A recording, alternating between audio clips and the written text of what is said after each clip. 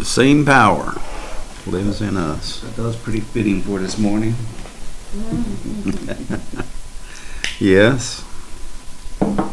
We had a good session Friday night, and I'm sitting here watching the people across the yard way next house down. They're trying to fly a kite, and the father is having a fit trying to get it going, and the little girl's just having a ball. Yeah.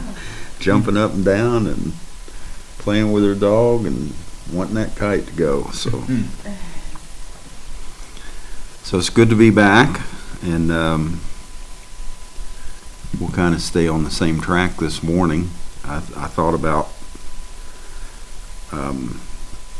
reading what I read last Friday night before we got started, really. I had posted it, said there are no real impossibilities. Impossible is not a reality. It is a vain imagination. When you say something is impossible, immediately the humanity and the human spirit wants to find a way to break through that and the impossibility be not true. So reality only holds possibilities within it. Be real and step beyond the limits of impossible. So this morning, I wanted to talk about removing the barriers of the mind. And it's the same mind that was in the theophany, same mind that was the theophany, and it moved from theophany. It was the same mind that was in the Great Spirit, if you want to take that cycle of the mind, and it moved into the pillar of fire, which was the theophany, and then it moved from the pillar of fire into spoken word theophany in the earth, and put on bodies, and then it moved from there to the intimate relationship with the sexual body, which this is a form of your theophany, logic brought manifest. And then so we moved into humanity. We put on, or we started with a carnal mind at birth, and then we take that carnal mind and begin to build it and fill it with information and understanding. And what we're doing is we're given the logic and the theophany experience so that it can feel the reality. Actually,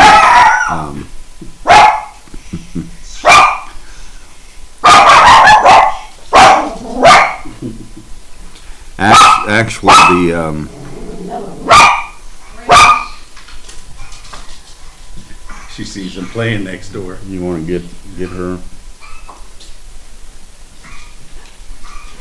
Yeah. Actually, the theophany itself has to have emotion, and it has to have feeling, and it has to have all those things to go beyond logic. Mm-hmm. It can only logically think about something until it gets that position of feeling and emotion, and the only way it could do that was manifest itself into something that would have that emotion and that feeling.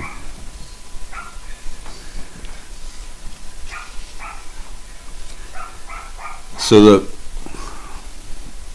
the impossibilities are what was laying in the mind back there to begin with. And impossibilities are unknown, not manifested. Not one impossibility has ever been manifested.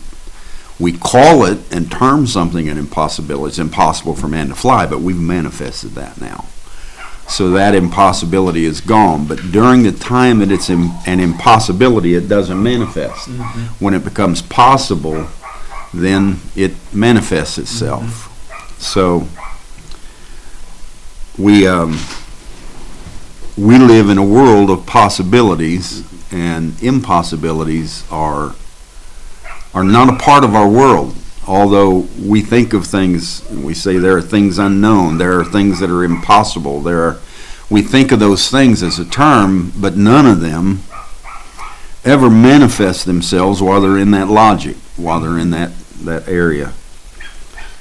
So fundamentalism, which is logic, when we build fundamentals, we're taking logic and we are taking logic over feeling. We're saying that good living is a must in order for us to be a Christian. What we have done is we have taken logic and we have taken this logic and made it more important than the manifestation. Because I don't care who you are, if you got that in your mind, you can never live good enough. Logic doesn't work in a world of feeling and emotion and all these things. We can think logically, we can think fundamentally, we can set up rules and principles. All you are doing is limiting yourself and creating a situation that doesn't work, because logic doesn't know feeling. It doesn't know emotion. It doesn't know tone. It doesn't know tinsel. It doesn't know any of these things. Logic doesn't know any of it. And so we built a world where we would feel it and move beyond the theophany, or move beyond logic, move beyond the pillar of fire. And you think about the carnal mind and you say to yourself, this, when I was born into here, this is beyond those things. Yes, it is.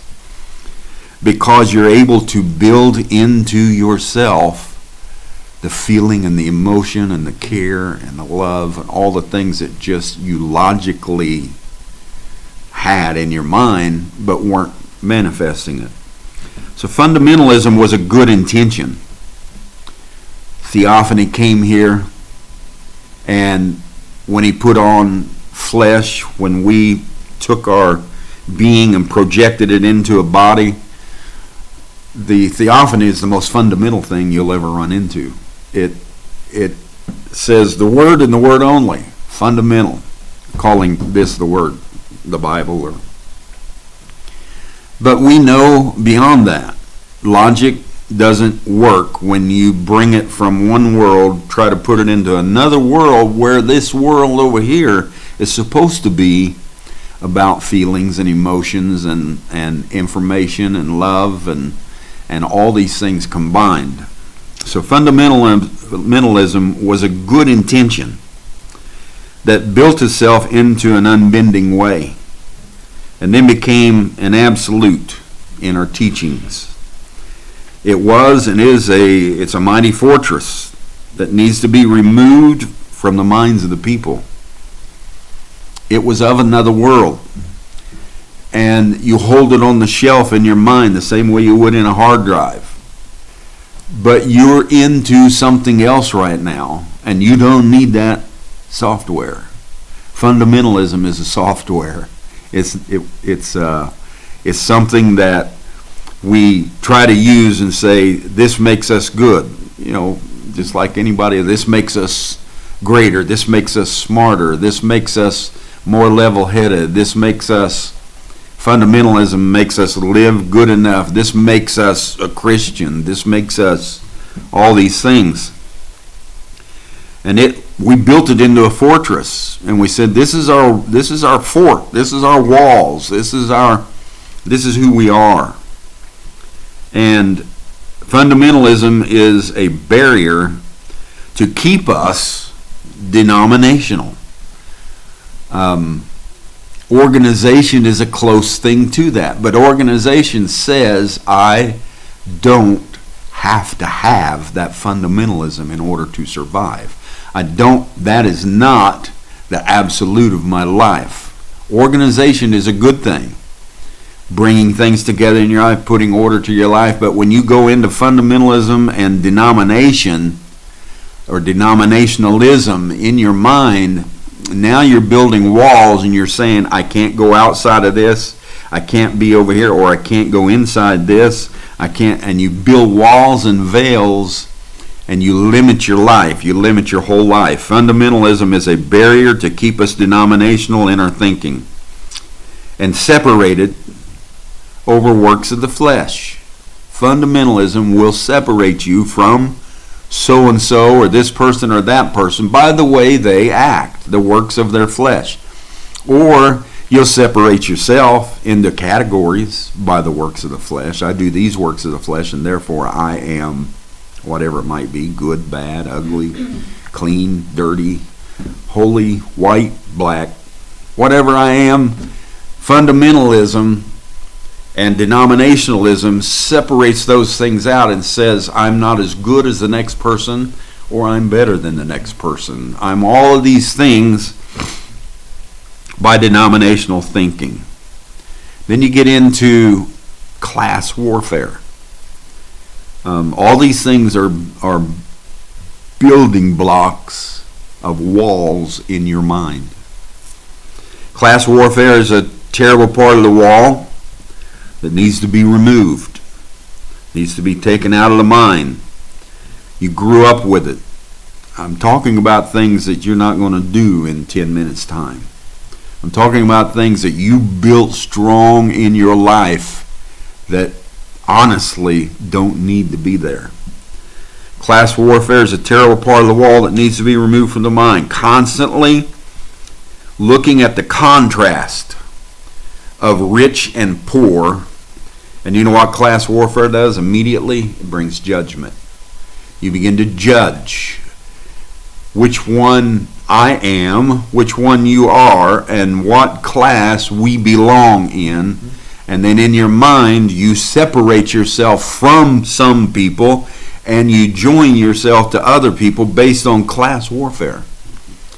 What they live in, how much money they have, what kind of clothes they wear, do they have a car or not, do they have a motorcycle.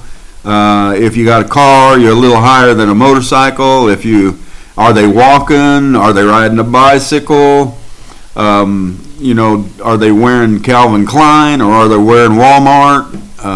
Just on and on and on. There's all that class warfare. And we do what they used to call back in the old days. We separate people and put them on one side of the track or on the other, railroad tracks. And in every town it used to be almost like that. You would go into town, and if you wanted to know where the whites were, there was a certain section across the tracks where they lived. If you want to know where the blacks were, there's a certain section across the tracks where they lived, opposite side. If you want to know where the Hispanics were or whatever it is, we had class warfare and still have a lot of it throughout the world. And it's a terrible wall that you build and say, I'm inferior to the rich, or I am superior to the poor. All these things are things in your mind that if you remove them, you begin to understand the life of humanity much better. It's about not separating but coming together. So class warfare, constantly looking at the contrast of the rich and the poor. Bloodlines, you know all about that. You got your royalty, you've got bloodlines of this one and that one, and you got bloodlines of tribes, you got bloodlines of Native Americans, you got bloodlines of Europeans, you got all these things, and bloodlines of Asia and this one and that, all kinds of them. And we have these bloodlines of tribes and nations and everything else, separating due to the social status of your life. And staying within, quote, the bloodline. We have these walls set up all the time. Separating due to the social status of your life, always keeping others separated on the other side of the track. This group and this group and this group. And me and these fellows are the ones that are the purest, are the holiest. You know, the Puritans, they burned witches, they done everything to them, and 9 times out of 10, Oh, Facebook went out. they, Facebook went out. Something happened. oh, okay. We'll check it out. It just came back up. Just came back. Okay. Good catch, Connie. Looked like Facebook went out, but I don't know if it did or not. But anyway, all of these things are, Well, you know, I forgot to put it on Do Not Disturb. That's what it is. Somebody probably tried to call. So, probably won't get another. I don't get very many people that try to, so. So we have this time in our lives where that everything is, we're holding it off in separation. And the class warfare, the fundamentalism, the good intentions, the absolute teachings, all of these different things. And I was thinking about it. We're always keeping others on the other side of the track. The poor live on one side, the rich live on the other. The black race lives on one side, the white race lives on the other. The brown race and the Asians and you just keep going on and on and on. And we set up all kinds of social programs to keep businesses from discriminating against the black or the brown or the gays or the whatever it might be, the transvestites, the TGL, whatever they call it. They build everything under the sun to try to keep people from doing that, and none of it works. went out again. I'm gonna have to switch that and fix it where they cannot disturb it. Forgive me for just a minute.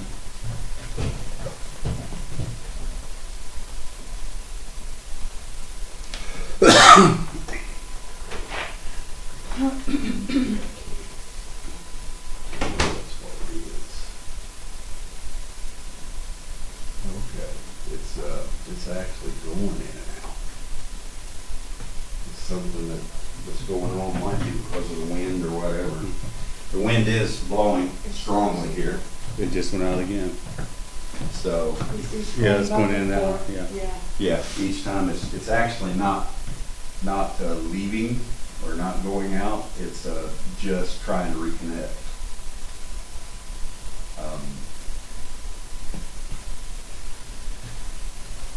So I'm sorry, there's nothing we can do about it. You stay on, and hopefully the signal will get better. The live broadcast is constantly running. If those of you that can, if you go over to the broadcast, you'll find that it's running better today. So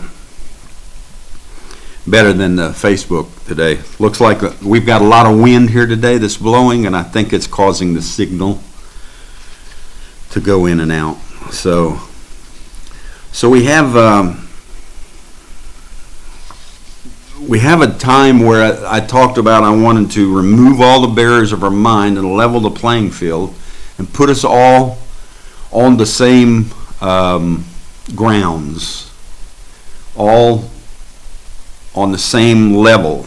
And I thought about an old song that was written years ago. I think it was probably written at least in the 60s, maybe the 50s. But we used to sing it occasionally. We had a sister that sang it. And it's called "The King is Coming." And I don't know if you remember or not.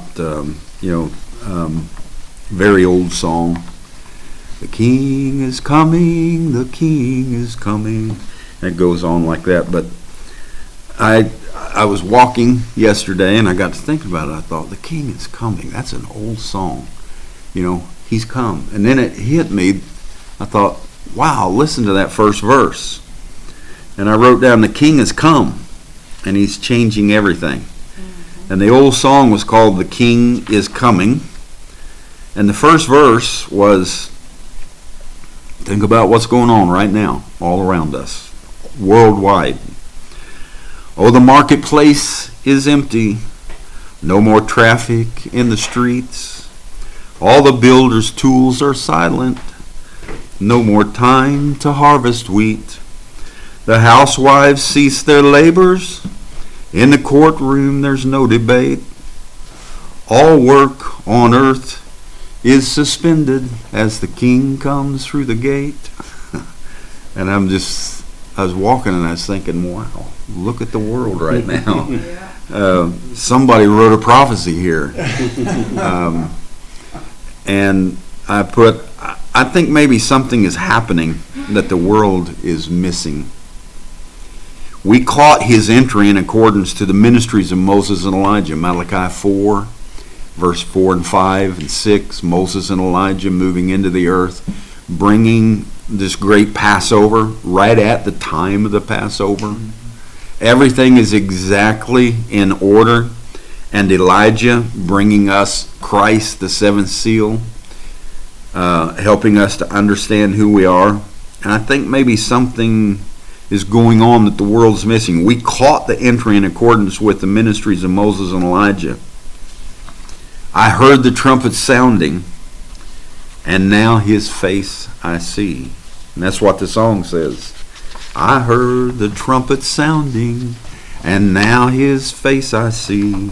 So we're right in the middle of this great coming. Him making himself known, us making ourselves known, realizing that coming all the way down through the ages, it was Christ all the time. Down through the carnality, down through the partial relationships, down through the partial revelation and understanding. It was always Christ unfolding himself until he comes to this point. Since the middle of 2019, I've been saying that 2020 would be a year that would level the playing field. And we will see that no matter our riches, our class, position, political, or religious views, we are headed for a great leveling. And that's what's taking place. We said it, and now we're watching it. What a truth that is today as we all face something that has no respect, no status. It doesn't matter who you are. And the whole world is facing it and doing their best to deal with it. We've come to a great time of leveling where not one position in the world has any power whatsoever. They all are facing this thing powerless. And the greatest leaders across the world, the most powerful leaders, are all saying, God's going to get involved in this. So we see this happening. And it's a time when the old must decrease while another increases. It's a time when we're watching the increase and the unification in love in the divine work, in the world moving to a greater, higher consciousness. It's a time where at the same time of the playing field being leveled, a whole new frequency, even your technology is showing it, they're moving into a whole new frequency, 5G, and it's going all across the world now, just like we spiritually are moving into a whole new frequency, a spiritual consciousness higher than ever before. So we see this happening. And when the Spirit, when needed, the Spirit will bring a new life into the earth. I hope it comes back. The Spirit will bring a new life into the earth and shut down the old ways. It just does it. That's the way it works itself. It moves and it shuts things down And it starts things up. It comes to beginnings and endings and beginnings and endings all the time. So it went out completely. Did it go out there? Okay. I'm not sure if I started over again, if it would help. Maybe it would. I'll let everyone know to switch over to the live broadcast if they can. Yeah, just let them know. If you can, switch over to live broadcast. The website link that you have, I've put it out many times. And Testing the possibilities. yeah. Yeah. So when needed, the Spirit will bring a new life into the earth and shut down the old ways. It does it. Look at Solomon, who arrived after Saul and David. Saul and David carried Israel to a pinnacle in their rule. They brought Israel to a point that they had raised, that Israel had no kings. Israel, all they had was a priest. And that happened when Moses separated out a priesthood. Actually, Israel was supposed to have prophets, and the prophet, priest, and king would be in that person. But Israel got Trinitarian, and they wanted to be like the rest of the world, and they started separating out, and they separated out a priesthood. And then, whenever they wanted to hear a word from the Lord, it either had to be from the priesthood, and the prophet had to agree with it, and vice versa. And so it made it a little bit rougher to hear from the Lord. And then they got to the point they said, we want a king like the rest of the world. Well, now they got a prophet, a priest, and a king. They've got a Trinitarian life going on. And if the prophet, priest, and king disagreed with one another, which had happened many times between Elijah and many of the prophets, well, that was a real mess, because half the people wanted to go with the king, half the people wanted to go with the prophet, and then you had another part of the people wanted to go with the priesthood and stick with it. So Israel had turned themselves into a Trinitarian nation.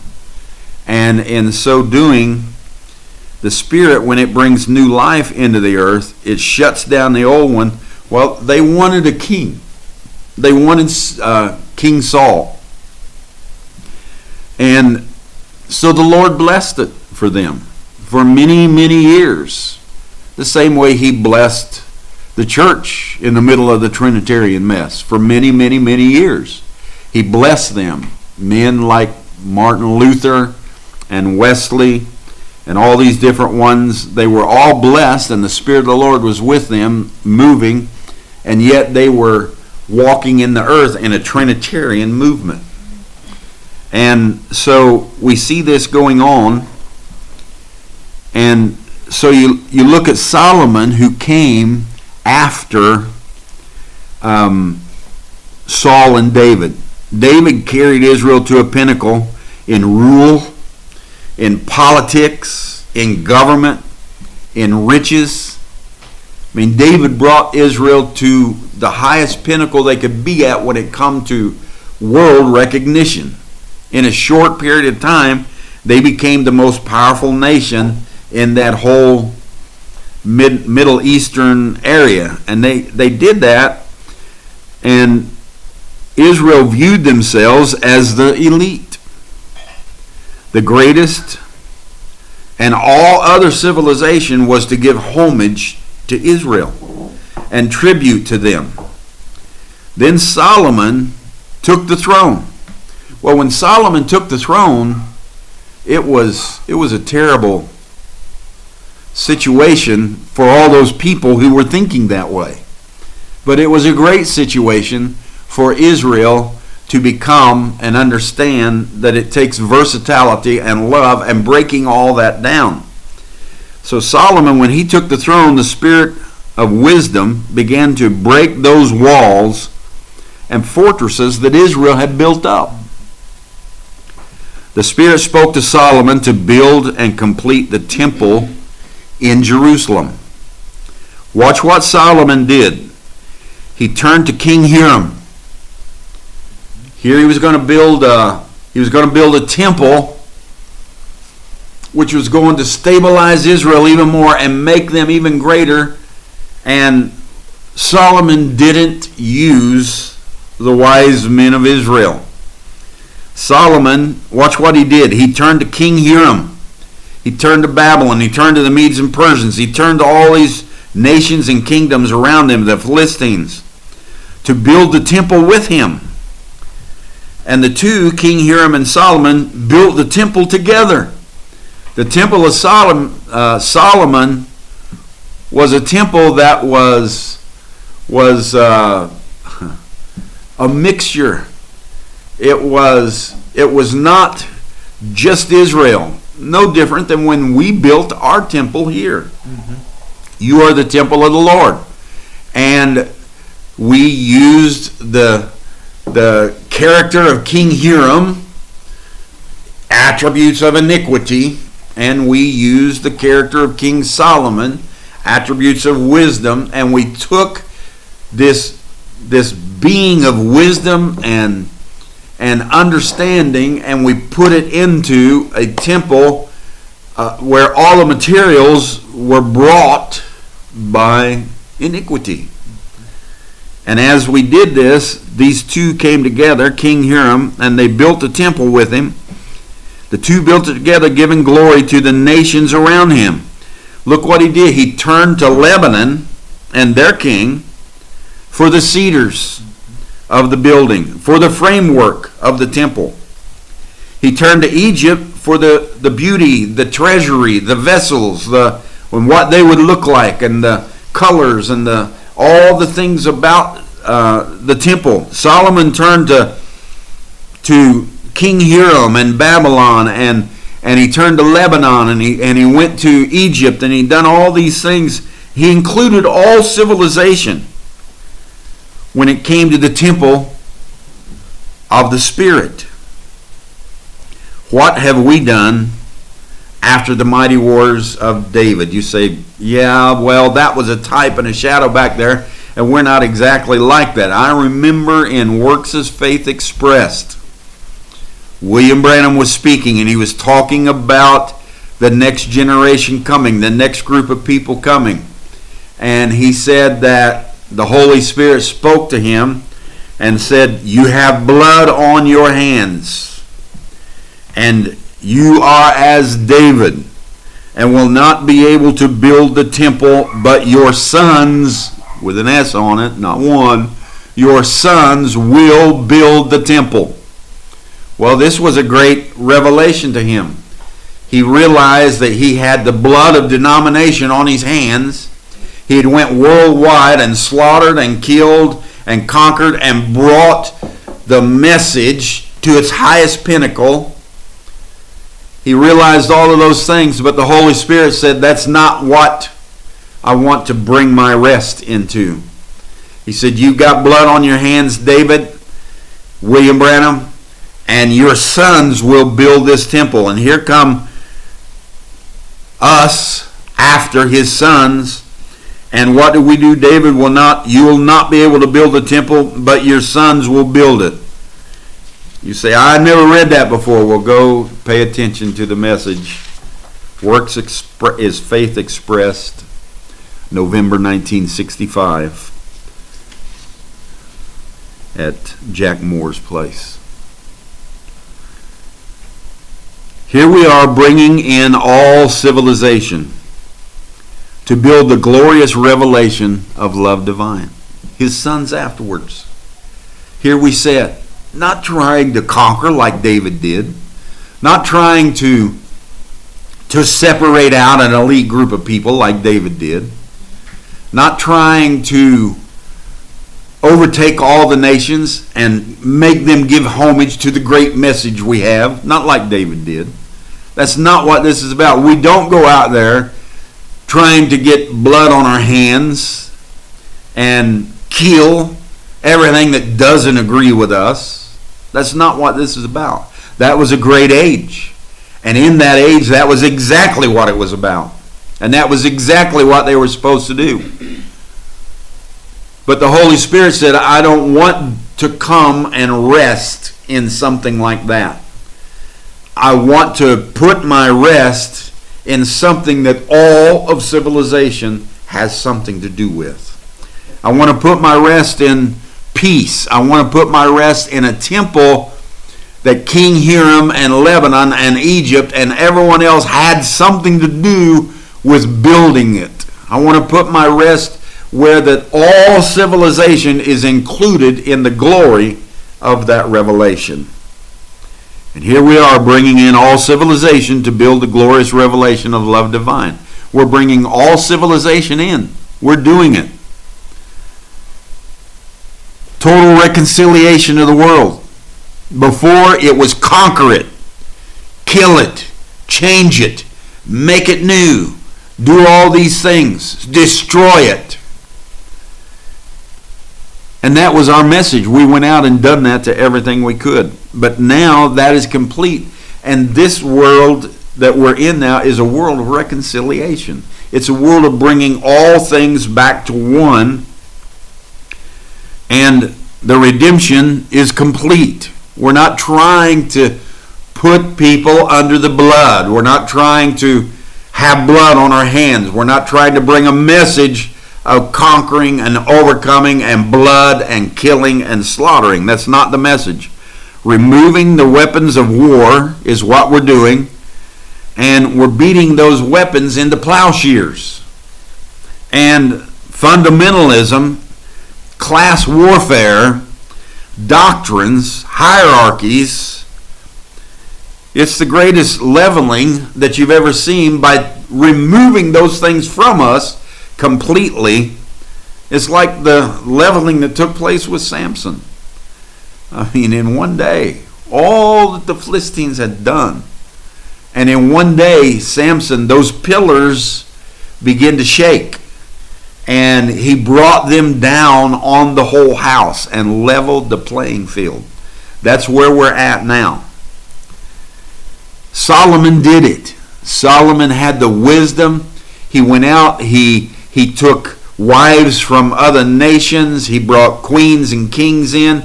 The Queen of Sheba came in. And there's, if you go back in history, Solomon had his hand in every civilization on earth because that was his ministry. That's who he was. And in the end, Solomon was very clear that that was what the Lord wanted him to do, and it was the greatest way of civilization, of Israel, and of everybody if we wanted to understand life. Look at Zerubbabel.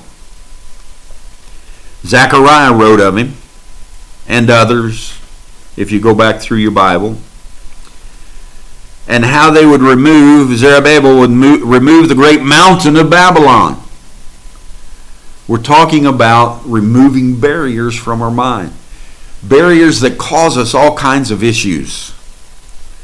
And Zechariah wrote, and he said, "Oh, Zerubbabel, great is that mountain, and you shall make it a plain. The mountain of Babylon, and the bondage." That's what Zechariah was talking about. We've been in bondage for 70 years. And Zerubbabel, you're the man, you're the one who's going to break down this great bondage, and you're going to take us out of this 70 years of bondage and put us where we're supposed to be and give us our freedom. 70 years is what? 7 decades or 7 church ages.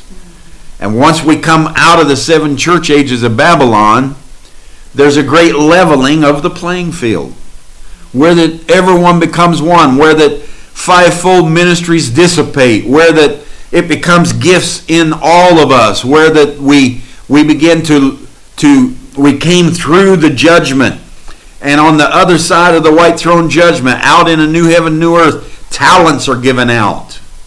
And we go out with our talents, and everybody goes out with talents. We all have them. And we begin to use them to bring forth unification in the earth. Zechariah wrote of him and others, and how they would remove the great mountain of Babylon and the bondage after 70 years or 7 decades or 7 church ages. How did it happen? A little cupbearer, name was Nehemiah, in the king's palace. He couldn't stand to look at the racialistic class, the warfare, the class warfare going on in the political scene. He couldn't stand it anymore. He was just a little man. But he couldn't stand it. He couldn't take care of it. He couldn't, in his mind, he couldn't wrap his head around it. And so he began to cry. And one day, he went in. And when he went in, he began to weep. He began to cry. Nehemiah couldn't stand to look at the racialistic and the class warfare and the political bondage any longer. He went before the king, and his heart touched the king. It wasn't a great big thing that was going on. It was time for the church ages to end. And just a little fella looked around and said, all of this is not Christ. This is not what is wanted. And Nehemiah began to cry. And he touched the king, paving the way for the great leveling. The king said, take you and some men and go. O king, my people are laid waste. The walls of Jerusalem are broken down. All of these things, class warfare, political warfare, all these things, governments and everything else, they've destroyed it, and my heart is broken, and I've been your cupbearer. And the king heard him and let him set up an army of men to go over there and check things out. And then the king began to give him the funds and the people and all the things that he needed in order to build back Jerusalem, until they built it back, they built the temple back, they built everything, and Jerusalem become a great city again, and Israel become a great nation again.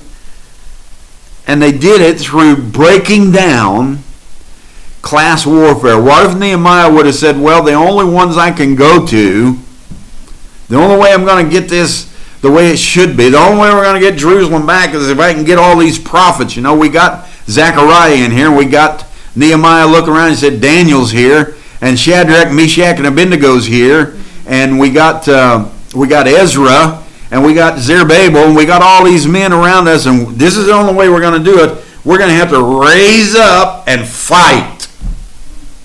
That wasn't the issue. It was a brand new day, and he didn't have to go to one of those people who were all great men that wrote Bibles, wrote books for the Bible and everything. But where did he turn to? He went to the king of the Medes and the Persians of Babylon. And he said, you and I need to talk. My heart's broke. And he began to bring civilization back into and include them in everything that was supposed to happen. And they rebuilt the temple again, the city again, and everything. They rebuilt it again by becoming versatile, by breaking down their walls, by breaking down their elitism, by thinking they were better than the next group of people. They broke all that down, and that's how you're going to break it down today. How do I get rid of these barriers in my mind? The way you do it is you love humanity. You break all these things down in your mind, and you reach out, and even though somebody's different than you, you love them. Even though somebody has different views than you, has different religion than you, has all of these things that are different than you, you still love them. You show your love. You let them know who you are. You let them know that you want to be a part of what they are. You want to be a part of these great things that are going on. You let them know. And by letting them know, it breaks down the walls and the barriers, and they're not so afraid of you and the way you avoid them and the way you separate from them and the way they hear occasionally words that you speak somewhere else about how little they are, how inferior they are, and how they are inconsequential to your life. You get rid of all that. And you make sure that what you have is something that fits in and begins to mold and mend and shape the world the way we're supposed to live in it. the way it's supposed to be, loving one another, mingling with one another. Oh, but the scripture says, come out of her, my people, and be separate from her, and don't partake of her sin. You know that was a different age altogether. You know that was a different dispensation altogether. That was 70 years in Babylon. Mm-hmm.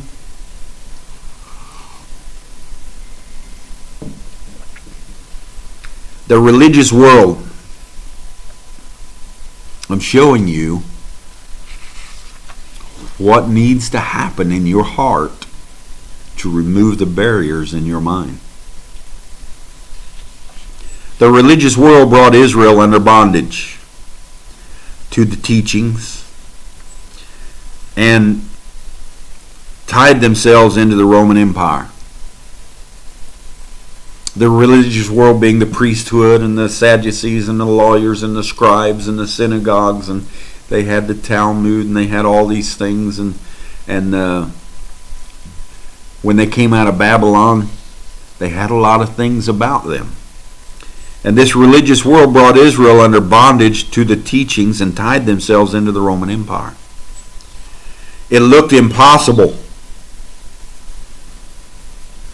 to come out of those great mountains of religion and politics. Rome, break yourself away from Rome.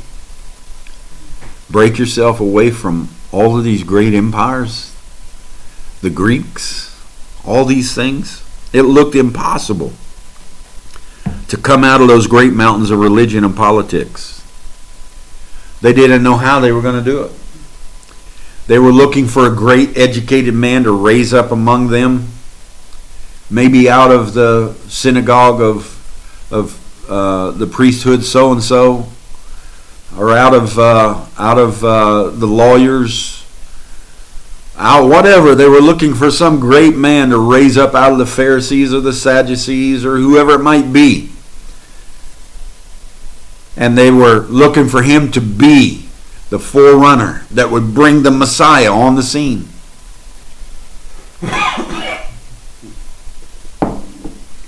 And their thinking and their elitism, it had to be from a certain group. It had to be from a certain people. It couldn't be just anybody. They had built it to that point. The same way we did in our religious minds. The religious world brought them in bondage. It looked impossible to come out of those great mountains of religion and politics.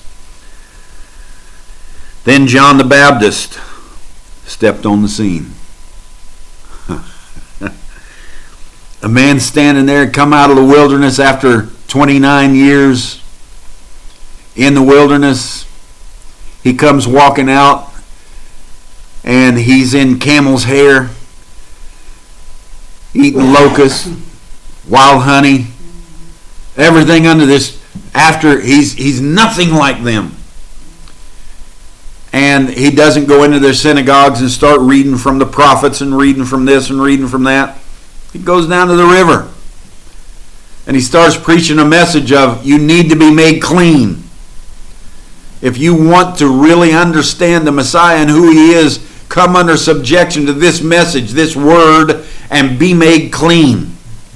And he went to the river and he began to baptize and began to preach. And he began to bring it to him. It looked impossible. That couldn't be the forerunner of the Messiah. He didn't come from a denomination. He didn't come from the synagogues. He didn't come from the Pharisees or the Sadducees. This can't be the guy. But when it comes to leveling the playing field, that's usually what happens is it's somebody so odd, so out of place, until, like the prophet said in page 512, you want to go there and read it yourself. If you get scared that I'm telling you the truth or not. 512 of the Seals book, where the prophet said, if I'm not the one, there is one coming. And if I'm not the one, I must go off the scene. And when he comes, he'll be an odd fella, a strange fella. Well, we come into this great time and we see the leveling of the playing field, and he doesn't belong to one denomination. He doesn't belong to one message group. He doesn't belong to anything that anybody would say, this can't be. He doesn't even follow William Branham, which is Jesus. They looked at Jesus and they said, how come if John the Baptist was the leader and the forerunner, how come he's not working with you? You know, they all thought that and said it, even to the point that John felt that way when he was in prison ready to have his head cut off. He thought he was going to have a great ministry with Jesus. He thought he was going to be a part of the great process of the leveling, and he was. But when John made the statement, I must decrease and he must increase, he must not have really in his mind felt that way, because in the prison house he sends some of his disciples out to Jesus' disciples and said, ask Jesus, is he the one, or do I look for another? He had already baptized him in the river Jordan. Behold the Lamb of God that taketh away the sin of the world. Declares him to be the one.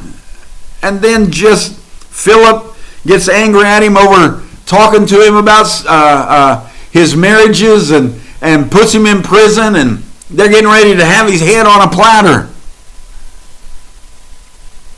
You say that, but that didn't go on with William Branham. Oh, you haven't been watching. Where they turned on him. And they have complete websites with hundreds of thousands of people blasting away saying he is not the one, he was not this, he was not that. All of that spirit is going on out here. And in the middle of all of it, there is a level playing field. There is a Messianic sign. There is a message that came forth. And I believe that message is love divine. I believe that that's not associated with any message church. It's not associated with any affiliation with any denomination. It's not associated in any way. It's just bringing forth love divine. So we see this. John the Baptist steps on the scene. Who are you? What are you supposed to be? I am the voice of one crying in the wilderness. Isaiah the 40th chapter. Make a way for the great leveling is coming. Everything's going to come to a plain. I'm bringing down, listen to what he said, every mountain will be made low, every valley will be raised up, every crooked path will be made straight. What is it? The great leveling. It brings everybody on the same playing field, and it brings everybody in the same way Solomon did, the same way Zechariah and Zerubbabel and all of them did. They leveled the mountain and made it a plain. John the Baptist leveled the mountains, brought the valleys up, made it a plain, and brought in all of civilization to say, behold, the Lamb of God that takes away the sin of Israel. No.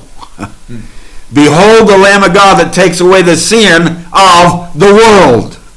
John included the entire world in his message. Anybody could come. Kings, nations, Gentiles. Here I am in the river, and any one of you can come and partake of my message. It was a great leveling. To think that they had gone beyond the elitism of Israel in religion and in spirituality. You know, when John said that, there was no conditions to it. There was no stipulations. Totally unconditional. Totally unconditional. Behold the Lamb of God that take away the sins of the world. Period. That's it. That's it. That is it. It was a declaration. It was a declared statement. That's what it was. So we see this. Is that little? It's a dog. The other one over there. Yeah, it's Remy. He's wanting Remy.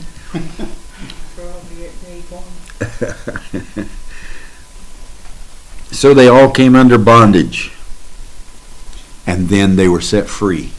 It happens time and time again.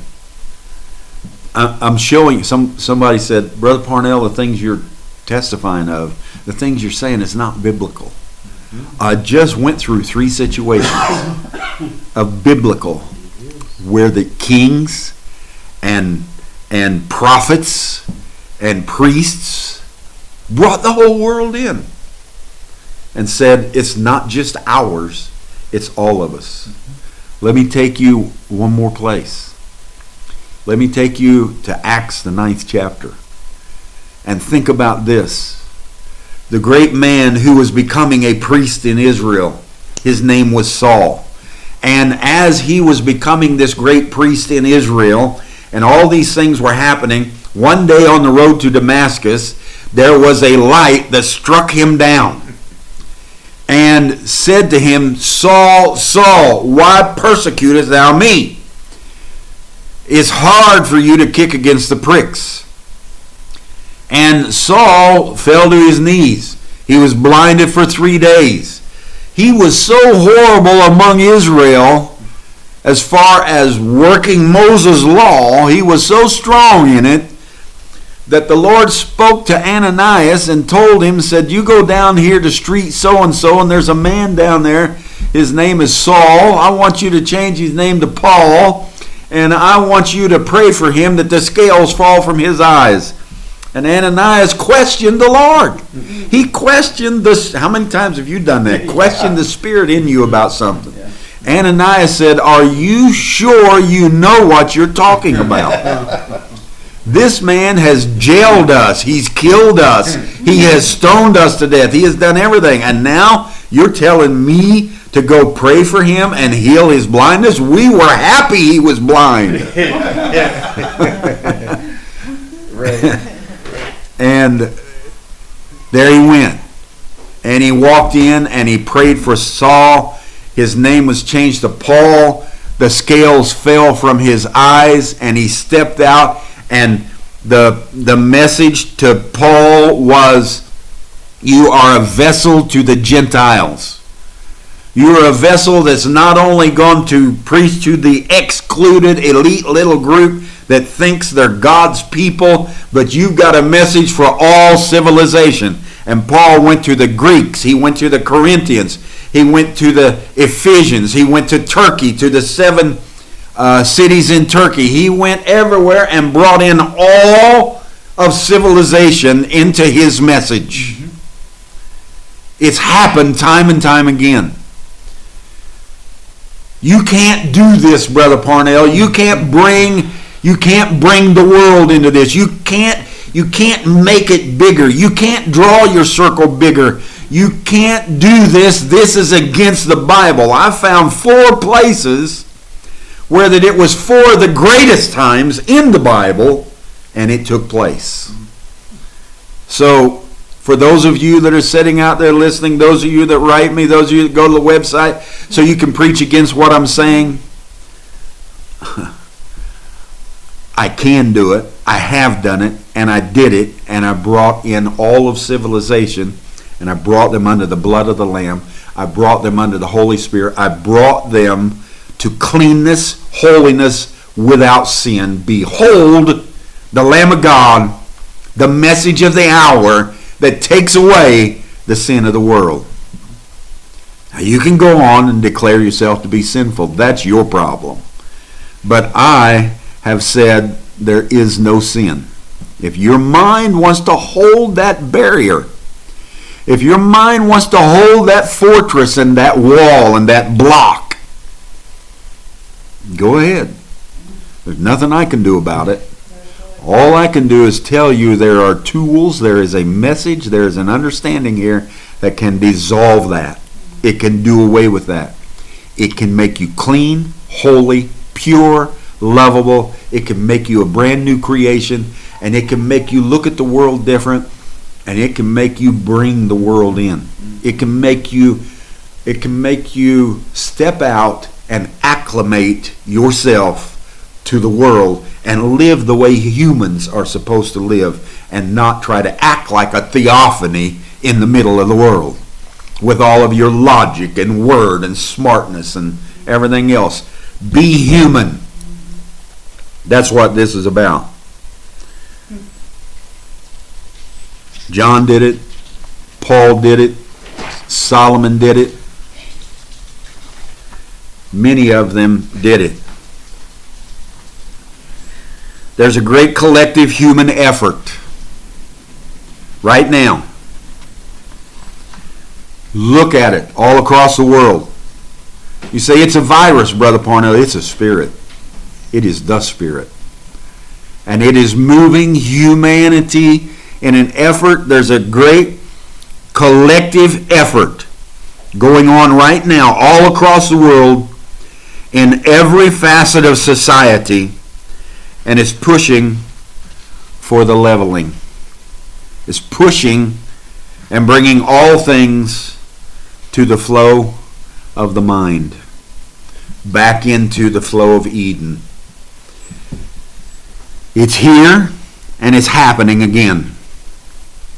The Bible and Christianity has now become a distraction.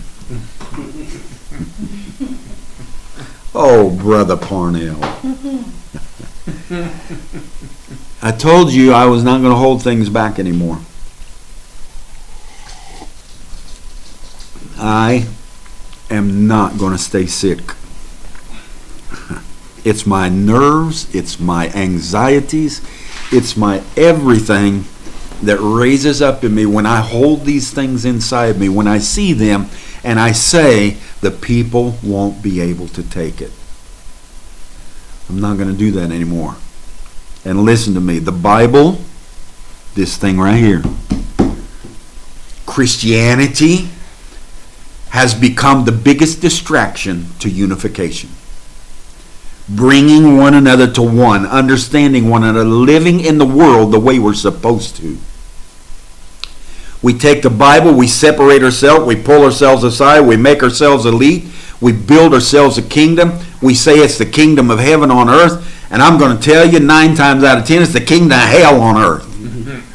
Because all you're doing is rules and regulations and everything else, and forcing things upon one another, bending people's minds, bringing them to your unbending way, bringing them to your principles, your ideas, and all of the things that you have, instead of bringing them to the flow of the Christ, the rivers, the river of life that is in them, and let them taste of that inside them, and you won't never have to bend them at all. You don't have to do anything to them. When they taste that, they're going to keep drinking from it because it is so good. But what we do is we take Christianity, and we're not out there with shields and spears and traveling across the world like Constantine and like Alexandria and like all of them did, to kill, maim, and destroy, thieve, and rape, all in the name of Christianity. We're not out there like that, but we're out there with this. This little guy right here called the mouth, the tongue, which cannot be tamed. It's worse than any Alexander in the world. It's worse than any Constantine, running your mouth constantly trying to get people to live up to your condemnation. Christianity, it's diminishing. You know why it's diminishing? Because it's not good for humanity anymore. It's not good for humanity to push all these rules, regulations, and denominations. It's not good to tell them you need to be Christ-like. You need to tell them, be Christ. And what you're doing is Christ. And know that you are the Christ. And step beyond Muslims and Christianity and Judaism and all these. Step beyond all of that and get out of the 3 worst things that could ever happen to the world right now. Just get out of it altogether and be yourself.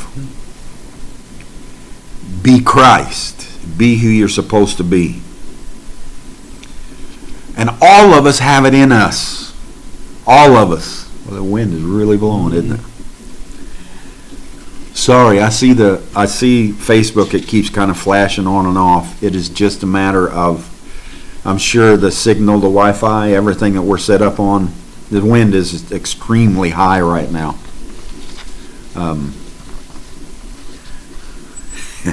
I used to say the spirits don't like what I'm saying. Now I say maybe they do. The Bible and Christianity has become a distraction. This is a movement of inspiration. It's not a movement of the Bible. Solomon wasn't thinking about the Bible when he made his move. No. Zechariah in Babylon wasn't thinking about the Bible when he made his move. Not one character in the Bible was thinking about the Bible when they made their move. That's right. Not one. None of them. John the Baptist, Jesus, Paul. I'll tell you, Paul was thinking about the Bible when he was slaughtering everybody. Yeah.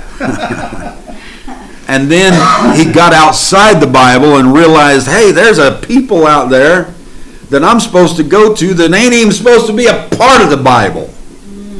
And I'm going to them anyhow. That's my commission. Well, that's what I'm doing. So I'm putting it all in you. I'm putting the Spirit in you. I'm putting everything in you, and you have had years and years and years of teachings from me, from other men, from prophets, and from the Bible and from history. You have had all kinds of teachings to build strong walls inside you. Like I told one brother, Brother Mitta, I think we were talking the other day, and he said it's a colossal task getting these things out of the people's minds. And I said, I know. We were good contractors. We were good constructioners. We were good carpenters. We were good bricklayers. We were good at everything we were building, and we built some mighty fortresses. Mm-hmm. And then to go back to them and tear them all down or work through them, not so much that I reach in and tear them all down, but I find a way in and put it in you that you recognize and see something in you, and you begin to dissolve those things in you. That's what this is about. Somebody asked me, Tori, do you still have a healing gift? Can't you pray for your people and keep this pandemic away from them? It was a little bit sarcastic, but I knew the brother, known him for years. And he's a part of the message. And when I read it, I was so pleased to think that in all of his sarcasm, he recognized there was a gift. Mm-hmm. As much as he said over the years there was no gift, he then recognized the gift in the middle of all this. Do you still have a healing gift? Well, I thought I never had it.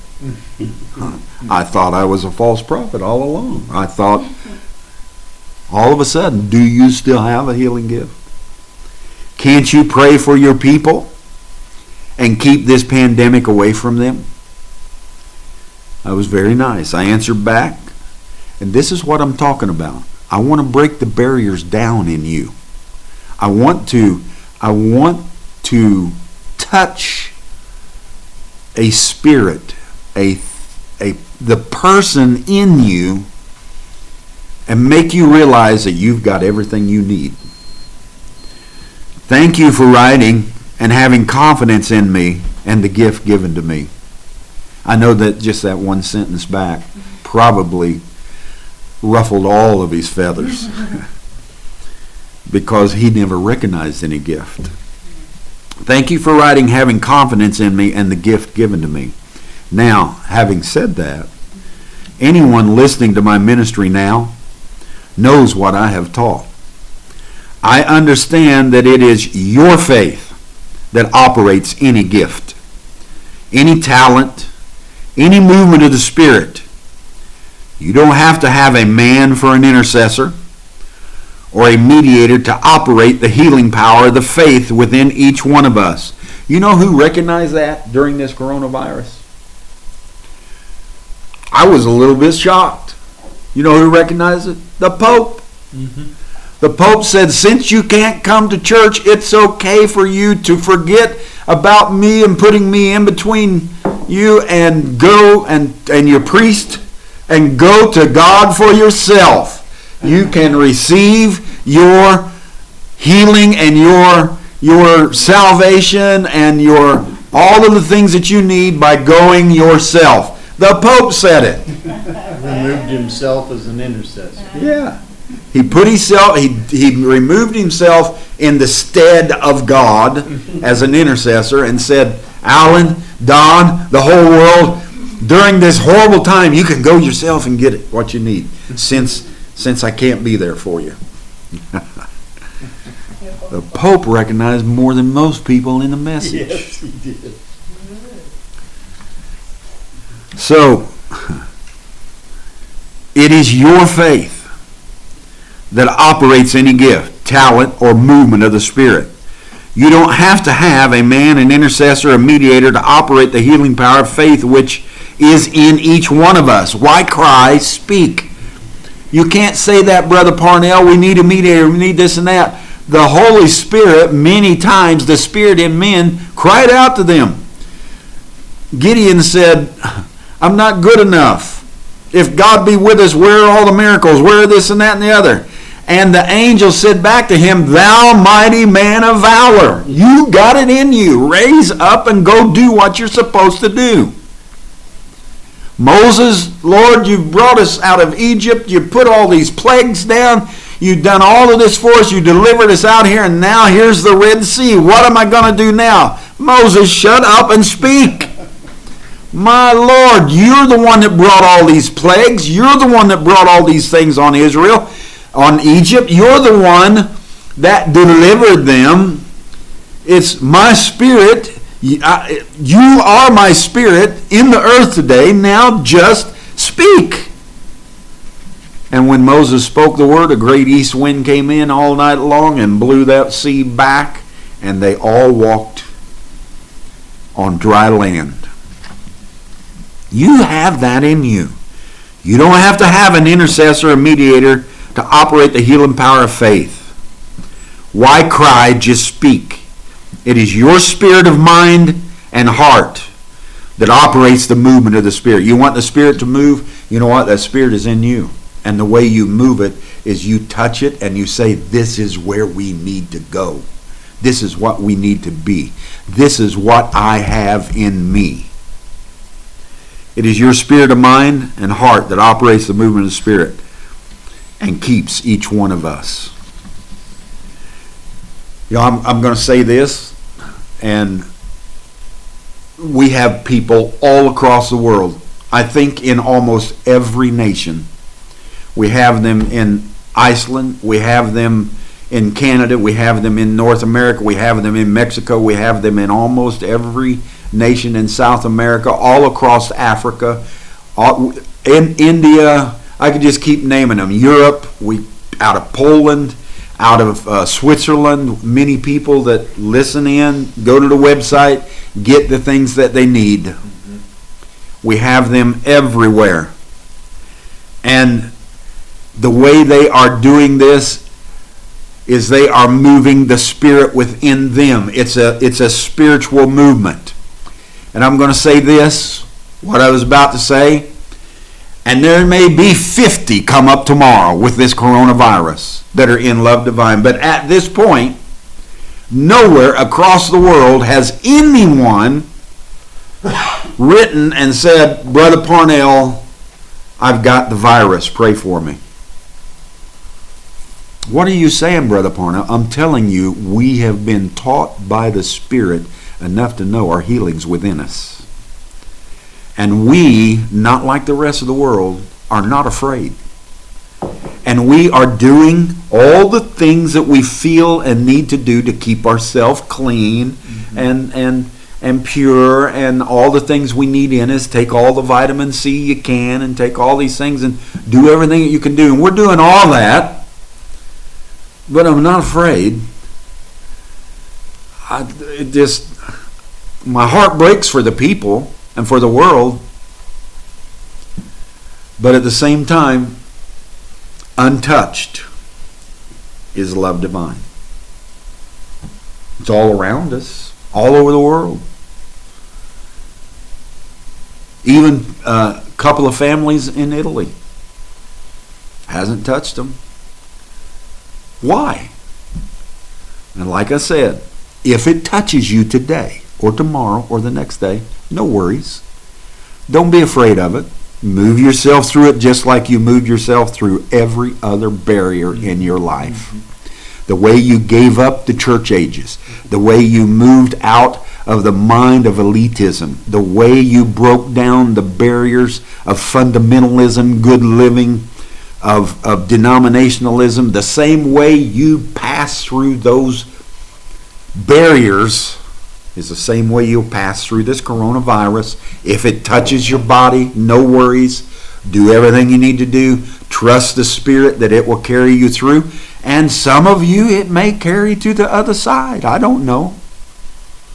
But I can say as of right now, it hadn't touched a one of us. And it's been around since November of last year. And here it is coming up on April. I believe there's a reason for that.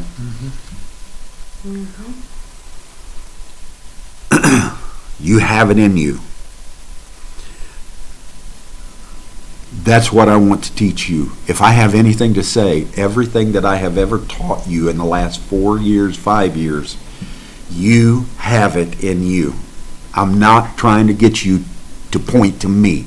I'm not trying to get you to trust in me. It would be a good thing if you did trust in me. It would be a good thing if you took my understanding and applied it to your life. But please only do that by revelation. And make it your own life and not a copycat or a recorded version of Don Parnell running around spitting out what he says without understanding what he says. I told the brother, I use my energy and my prayer with my talents and gifts every day to protect us. Now, you do the same. And let's understand this thing together. Let's not say, oh, the mighty prophet, the mighty prophet. Let's understand this thing together.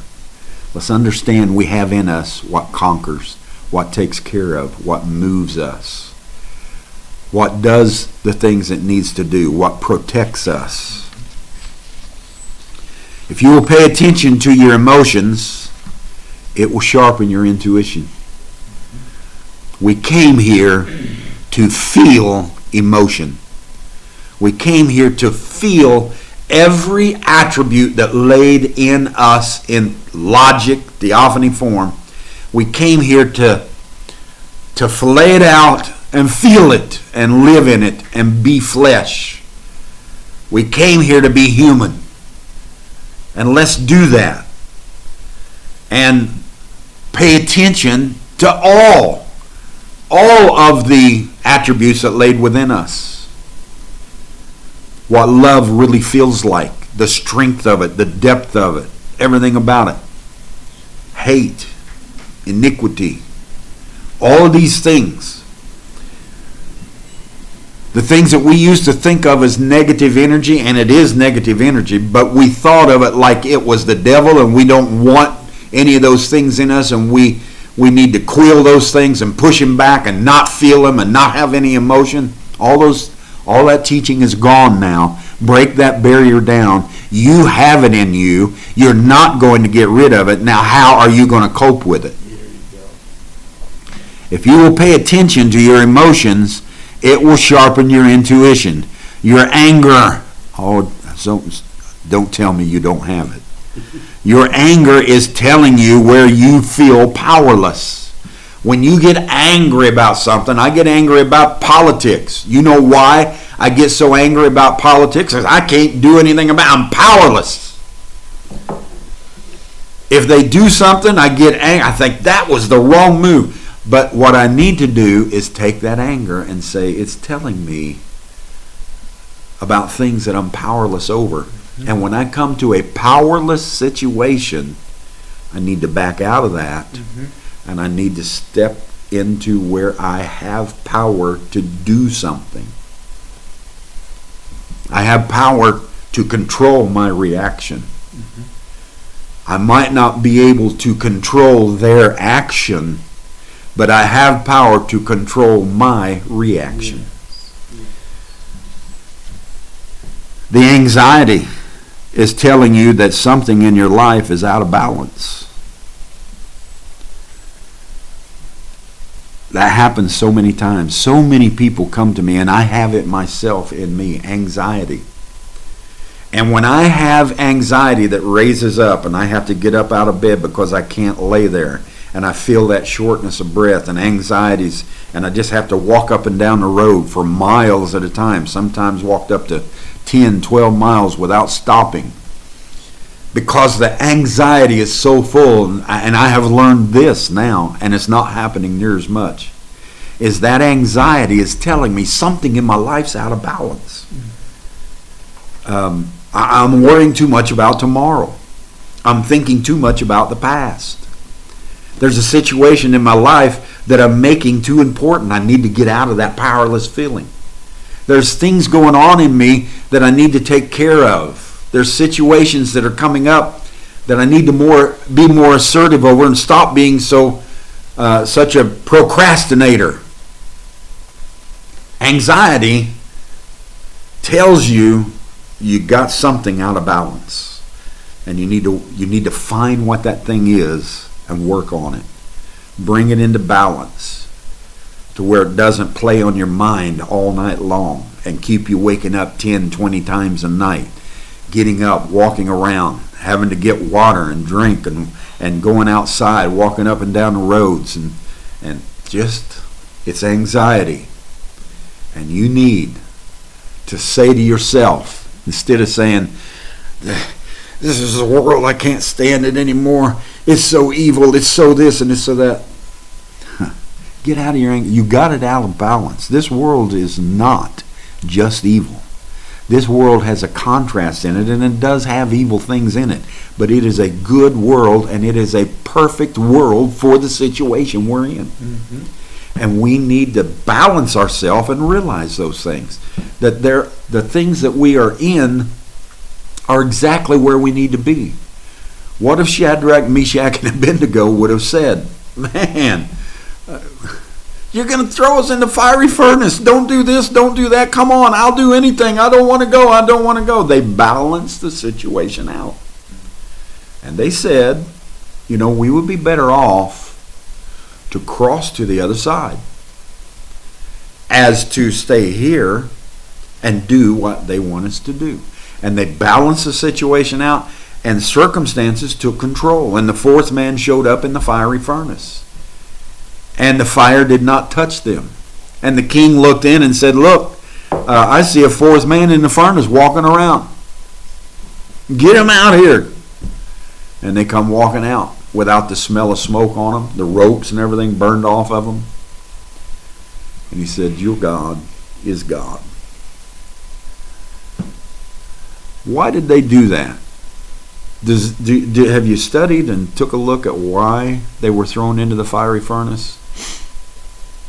It's because they had an image that they set up, and they took the image around on a cart with horses, pushed it all through Babylon and everywhere. And when the image come by, there was music players, and they'd play the music, and you had to bow.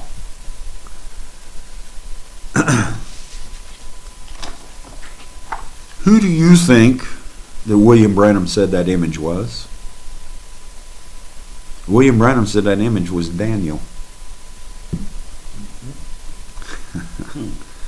Christianity becomes the distraction. the Bible becomes the idol. We're going to bring all this Bible by. We're going to bring all this Christianity rules and regulations by, and if you don't bow, you burn. I don't want any of it. I'm not bowing to it. I want a full balance in my life. And if I have to bow to all these rules and regulations, I will just move to the other side. That's my spirit. That's who I am. We need to be that way. Break these barriers down in our minds. Pay attention to your emotions. Your anger is telling you where you feel powerless. The anxiety is telling you that something in your life is out of balance. Your fear, it's saying that you have insecurities with what you care about. Your love and your spirit and your completeness and your very being, the things that you love and care about, are protected. That's this. You know, the prophet said the blood became the spirit. I'm not throwing the blood of Jesus over anybody anymore. I'm using my Holy Spirit, and I'm bringing them in, and I'm surrounding them with my atmosphere, and I'm protecting my loved ones from all of these things that happen and take place. I'm doing all this, and when you have fear, just like Job, that love pulls back, and then the whole family comes under the judgments and everything else. So get rid of your fears and realize you have enough power in you to control and take care of those fears for yourself and your loved ones around you. Apathy. It's telling you where you're overwhelmed and you've burnt yourself out. That's what I see in the message world today. Apathy. They have burnt themselves out. They burnt the candles on both ends until it is burned out. They don't know where to turn. They throw up prophecies that have been happening for decades and decades, and like it's something new. They're all the time looking in the message for something tragically taking place, so we can say, end of the world, oh God, it's the end of the world. Full of apathy. Full of apathy. Burning yourself out. Know thyself. Listen to the emotions of your inside teacher. Our feelings are not free radical emotions that randomly work in us. They are messengers that we need to listen to for our progression. Feelings and emotions, all these things that come with it, they're messengers talking to you, giving you messages, and we need to understand them to be able to move on forward in our progression. Grow in spirituality by letting the feelings of your emotions speak and tell you where you need to grow. I need to grow in so many ways. And you will know your spurts and areas of growth by your feelings if you pay attention to them and understand them. They that know the Great Spirit and live in the world of perfect faith will master all circumstances in the time of need, and they will master them from within their heart, a heart of energy. I believe that with all of my heart. We know the Great Spirit now. Who is it, Lord? What is it? It's you. You are here, and collectively we are the Great Spirit. The prophet said, as you come in together and gather together, he said, the pillar of fire, pieces and parts of it are coming in from here and there and here and there, until collectively we have the pillar of fire back again.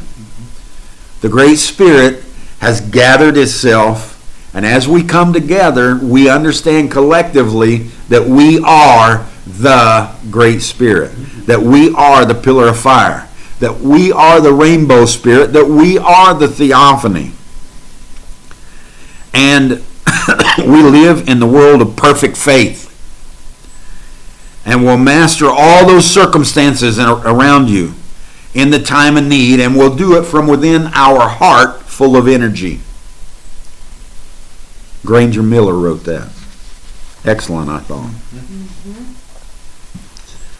You must have the world of perfect love and faith, the throne room, the seal of the Great Spirit. Think about all these things that we've called ourselves. Do we believe we are that? We're the new city, Shekinah glory of the ark, and the personal relationship, the consciousness within the elected piece of earth. We chose a piece of earth, and we put our heart and mind in it to sail through this hour. We made ourselves for this hour. Oh no, I can't make it. I don't know. Just still that ignorance. Make it be still.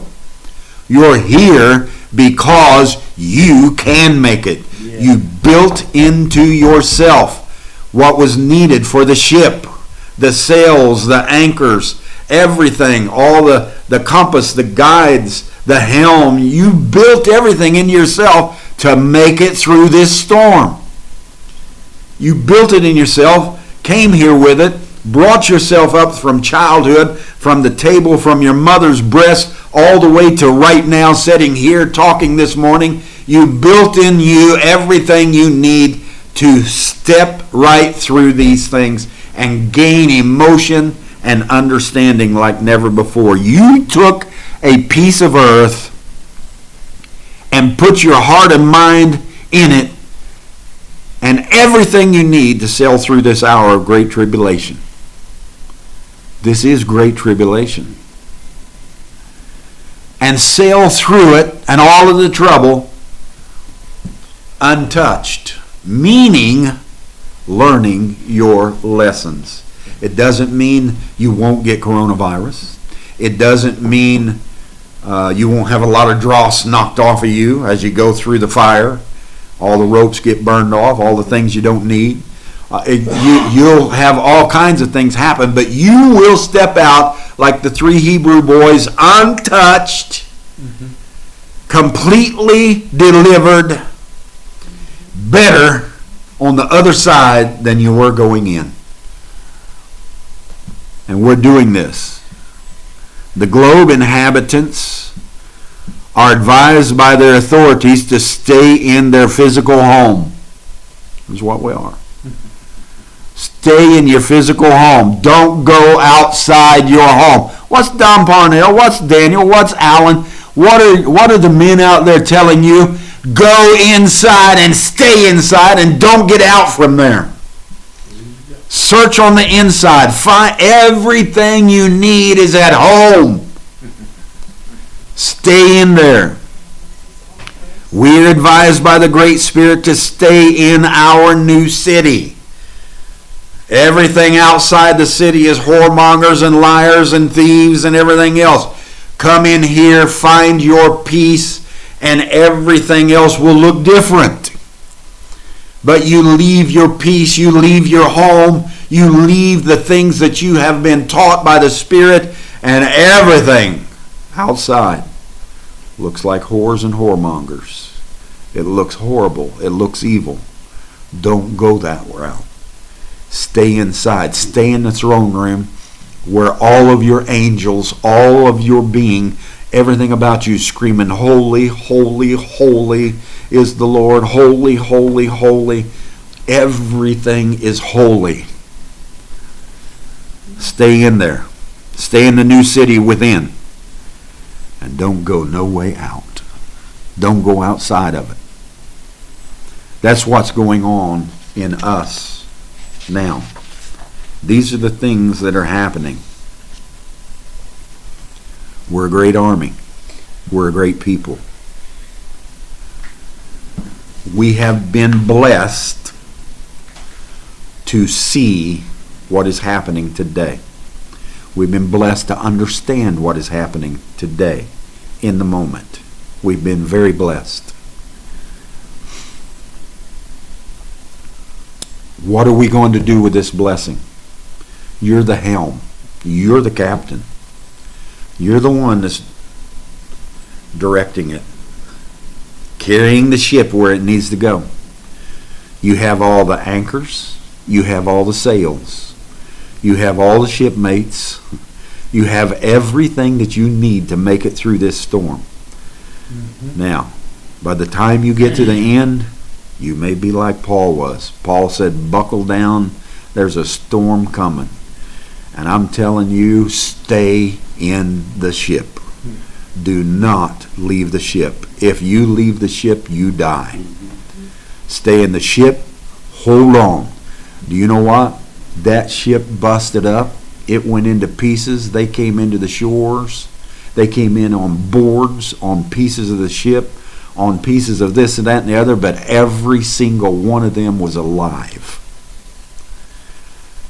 And that may happen. I don't know how much this ship's going to bust up. I don't know what the world's going to have to go through to come through and learn its lessons and be a greater humanity. I don't know. But I will tell you, you've got the necessary ship to make it through. You've got the necessary message to make it through. You've got it inside you. Don't go outside the city. Don't go outside your home. Don't get out of the ship. Stay in there. Nourish yourself. There's a storm. There's a great storm. But we've been made to go through it. That's what this is about. Send me into a pack of wolves, I'll come out the leader. That's what it's all about. Be a leader. Be a conqueror. And make sure you're conquering yourself. Not a bunch of stuff out here. Conquer yourself. Make yourself better. Go ahead, Brother Allen.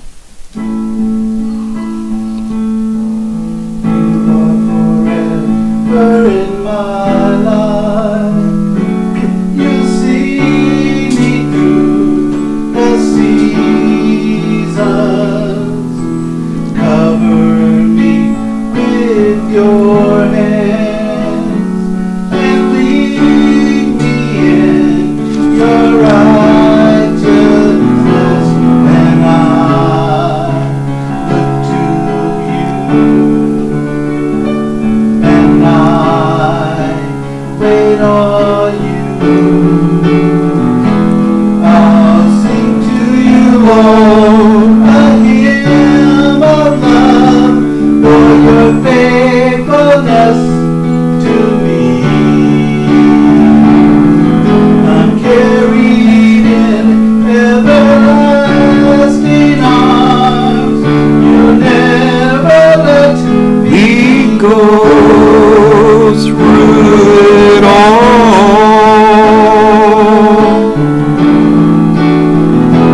I'll sing to you, Lord, a hymn of love for your faithfulness to me.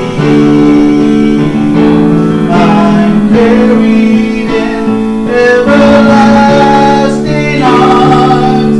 You'll never let me go through it all.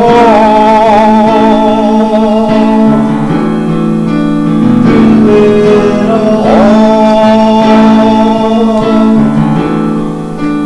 Through it all.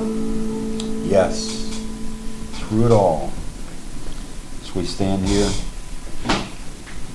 knowing that that is our commission, that's who we are, to come out on the other side, understanding that the thing within us took us through, protected our loved ones, done everything it's supposed to do. And we came out the other side. Victor, overcomers, and understanding. And the understanding of what makes us realize we are overcomers. Heal the sick as we stand here with this influence, this move in one another, this energy. Heal the sick, raise the dead. Bring us to an understanding. Make all other things second in our life. Give us our finances. Give us everything we need to take us through life, through this great Spirit, the protector that lives on the inside. We declare this in the name of Christ.